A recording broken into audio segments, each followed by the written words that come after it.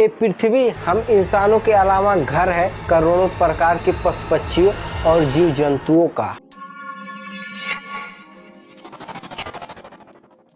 लेकिन पिछले कुछ सालों में इनकी संख्या में बहुत तेजी से गिरावट आई है। रिपोर्ट के अनुसार पिछले 50 वर्षों में 73% की गिरावट दर्ज की गई है, जिसमें हवा में, पानी में और जमीन पर रहने वाले सभी प्रकार के जीव शामिल हैं। सुनहरा मेढक, नॉर्वेजियन भेड़िया, वैली डॉल्फिन, ओपिक्स मकायो कुछ ऐसी प्रजातियां हैं जो हमेशा के लिए दुनिया से एक्सटिंक्ट हो चुकी हैं। राइट व्हेल, घड़ियाल, काकापोस, अमूर तेंदुआ, काला गेंडा और क्रॉस रिवर गोरिल्ला कुछ ऐसी प्रजातियां हैं जो अभी खत्म नहीं हुई लेकिन खत्म होने की कगार पर है। ऐसा किसी एक कॉन्टिनेंट में नहीं हो रहा बल्कि हो रहा है पूरी दुनिया में।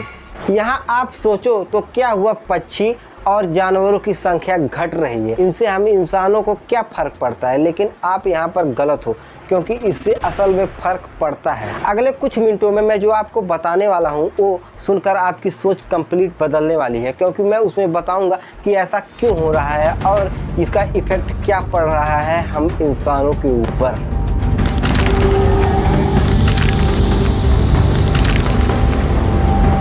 धरती के इतिहास में 5 बार जानवरों की विलुप्ति बड़े पैमाने पर हुई है। वैज्ञानिकों का कहना है कि हम 6ठी बार उसी दौर से गुजर रहे हैं।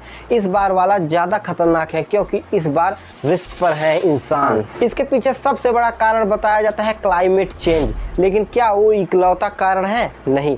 चलिए जानते हैं कुछ और कारण इसके पीछे के। सबसे पहला कारण है फॉरेस्ट लॉस। जंगल कटते हैं तो जानवरों के रहने और खाने के प्राकृतिक आवास खत्म हो जाते हैं। पिछले 30 सालों में हमने 4 करोड़ हेक्टेयर जंगल पृथ्वी से काट दिए हैं, यानी भारत देश जितना बड़ा 2 इलाका, जो जानवरों की संख्या घटाने के लिए सबसे बड़े जिम्मेदार है। करीब 44% का इफेक्ट पड़ता है इन सब का। जब जानवरों के प्राकृतिक आवास खत्म होते हैं तो इंसानों के बीच आकर रहने लगते हैं, जिससे इंसानों में जानवरों की बीमारियां फैलने लगती हैं। WHO की एक रिपोर्ट के अनुसार 2023 से फैली 60% नई बीमारियां इंसानों में जानवरों से आई हैं। दूसरा कारण hunting and illegal wild life trade. गेंडे की सींग, बाघ की खाल और हाथी के दांत, ये सब करोड़ों में बिकते हैं ब्लैक मार्केट में। दुनिया के लगभग 95% देशों ने जानवरों के अंगों के इंटरनेशनल ट्रेड पर कंप्लीट बैन लगा के रखा है, लेकिन फिर भी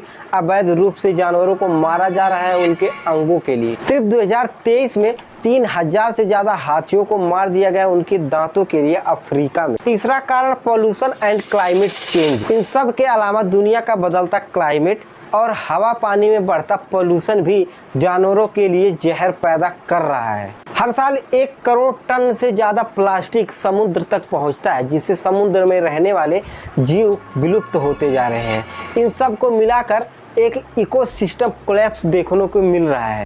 हर जानवर फूड चेन का हिस्सा है। जब एक जानवर खत्म होता है तो बाकियों पर इसका असर पड़ता है। जैसे अगर मेढक खत्म होंगे तो मच्छर बढ़ेंगे, शेर और बाघ खत्म होंगे तो जंगल में शाकाहारी जानवरों की संख्या बढ़ेगी, जिसका इफेक्ट किसानों के फसलों पर पड़ेगा। कई देशों की अर्थव्यवस्था टूरिज्म पे ही टिकी होती है, जैसे नेपाल, अफ्रीका और इंडिया। जब जानवर ही नहीं होंगे तो टूरिस्ट भी नहीं आएंगे, जिससे लाखों लोगों की नौकरियां और आमदनी बंद होने का भी खतरा बढ़ता जाएगा। WWF के एक रिपोर्ट के अनुसार हर साल पूरी दुनिया में करीब 120 अरब डॉलर की रेवेन्यू जनरेट होती है सिर्फ टूरिज्म से। इन जानवरों की समाप्ति सिर्फ एक प्राकृतिक संकट नहीं बल्कि मानव संकट भी है। अगर हम अभी नहीं जागे तो इसका असर आने वाले लोगों की थाली, सेहत, सांस और नौकरियों तक पहुंचेगा। इन जानवरों, पक्षियों और इन्वायरमेंट पर अलग अलग से एक सेपरेट वीडियो बनाया जा सकता है। अगर आप इस पर वीडियो देखना चाहते हैं तो मुझे नीचे कमेंट में लिखकर जरूर बताइएगा। बहुत बहुत धन्यवाद।